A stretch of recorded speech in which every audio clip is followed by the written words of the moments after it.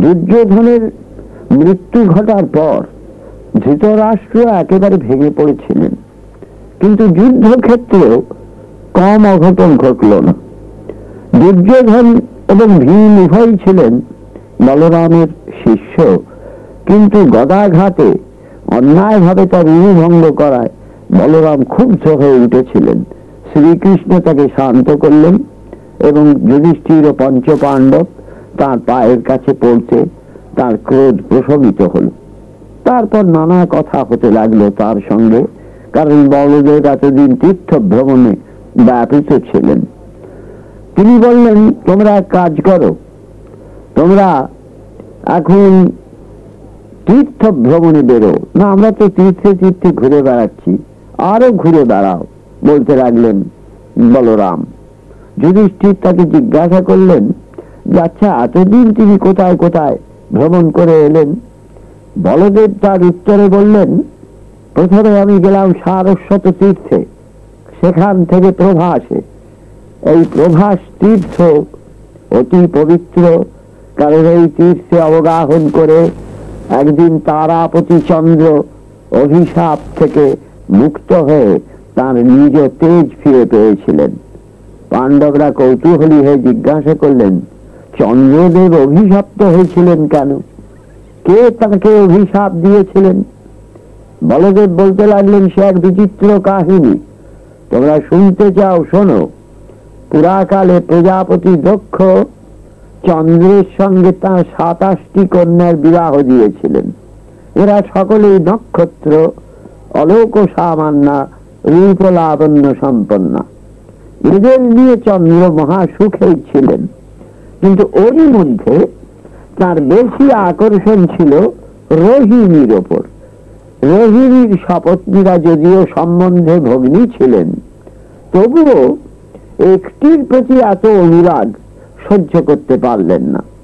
তারা সকলে গিয়ে রাজা দক্ষের কাছে অভিযোগ জানালেন এই বলে যে একমাত্র রোহিণী ছাড়া তারা সকলেই স্বামীর সোহাগ থেকে বঞ্চিত হয়ে অতি দুঃখে কাল কাটাচ্ছেন।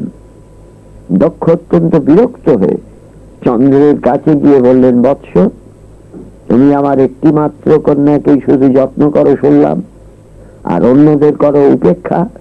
এটা তো ঠিক নয়। সকলেই যখন তোমার পত্নী, তখন সবার সঙ্গে সমভাব প্রদর্শন করাই কর্তব্য। আশা করি তুমি আমার উপদেশ স্মরণে রাখবে। এই বলে তিনি চলে গেলেন। কিছুদিন চন্দ্র সকলের প্রতি অবহিত হতে লাগলেন, কিন্তু মনের গতি যেদিকে সেদিকেই প্রাণী মাত্র ধাবিত হয়। কিছুদিন পরে আবার পূর্বের মতো রোহিণীর প্রতি তাঁর আসক্তি প্রকাশ পেতে লাগল। তখন কন্যারাও ক্রুদ্ধ হয়ে পুনরায় পিতার কাছে গিয়ে তাঁদের অভিযোগ জানালেন। দক্ষ তখন তাঁদের কথা শুনে নিতান্ত ক্রোধাবিষ্ট হয়ে সৃষ্টি করলেন নিদারুণ যক্ষার, এবং সেই ব্যাধি যাতে জামাতাকে আক্রমণ করে তার জন্য দিলেন অভিশাপ। যক্ষায় আক্রান্ত হয়ে প্রতিদিন চন্দ্র ক্ষীণ হয়ে মৃত্যুর দিকে অগ্রসর হতে লাগলেন। বহু চিকিৎসা যাগ যজ্ঞ করেও রোগ মুক্তির আশা রইল না। ধীরে ধীরে চন্দ্রের রূপ ক্ষীণ ও ম্লান হতে লাগল। দেবতারা এসে তার কারণ অনুসন্ধানে জানলেন যে দক্ষের অভিশাপে তার এই দশা হয়েছে। তখন চন্দ্রকে নিয়ে সকলে গেলেন দক্ষের কাছে। দেবতারা দক্ষের কাছে উপস্থিত হয়ে বললেন, হে দেব, আপনার জামাতা চন্দ্র ক্রমশ শীর্ণ হতে হতে মৃত্যুর দ্বারে গিয়ে উপস্থিত হয়েছে। সে ক্ষীণ ম্লান জ্যোতি হয়ে আমাদেরও বিষাদগ্রস্ত করে তুলেছে। আপনি তাকে দয়া করে এখন যদি রক্ষা না করেন, তাহলে বিশ্বভুবন ক্ষতিগ্রস্ত হবে এবং জগৎ সৃষ্টিতে বিপর্যয় ঘটবে। অতএব করুণা করে তাকে যক্ষার হাত থেকে রক্ষা করুন। দেবতাদের অশেষ কাকুতি মিনতিতে দক্ষের ক্রোধ শান্ত হলো। ঋষিবর তখন বললেন, দেখো, তোমাদের অনুরোধে আমি অভিশাপ প্রত্যাহার করতে পারবো না বটে, তবে তার যাতে আরো না অনিষ্ট ঘটে বা একেবারে অবলুপ্তি ঘটে, সেই ব্যবস্থার জন্য বলছি যে চন্দ্র প্রভাসে গিয়ে স্নান করে আসুক, তাহলে আবার সে ধীরে ধীরে জ্যোতির্ময় হয়ে উঠবে। তবে আমার বাক্যানুসারে পক্ষকাল ধরে তার নিত্য ক্ষয় হবে, আর পক্ষকাল ধরে সে জ্যোতি ফিরে পাবে।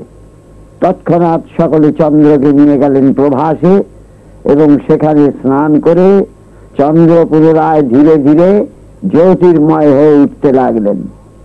চন্দ্র এইখানে প্রভাসিত হয়েছিলেন বলেই প্রভাস এক মহাপুণ্য তীর্থ, সেই কারণে আমি এই তীর্থ দর্শন করে এলাম। এরপর আমি অন্যান্য কতগুলি তীর্থে গেছি। বলতে লাগলেন বলরাম। যুধিষ্ঠির জিজ্ঞাসা করলেন কি কি তীর্থ? না, এরপরে গেলাম আমি উদপান তীর্থে।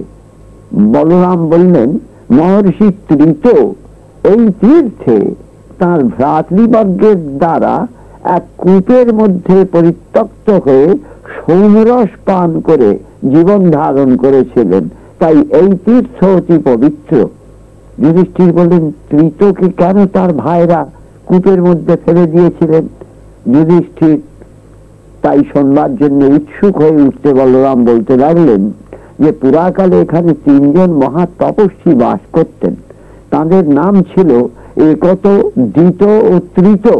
তিনজনেই সহোদর ভ্রাতা, তিনজনই তপস্যা পরায়ণ। এদের পিতা ছিলেন গৌতম নামে এক ঋষি। পুত্রদের সকলকে বেদবিদ ধর্মপরায়ণ দেখে মৃত্যুকালে তিনি পরম শান্তি পেয়েছিলেন।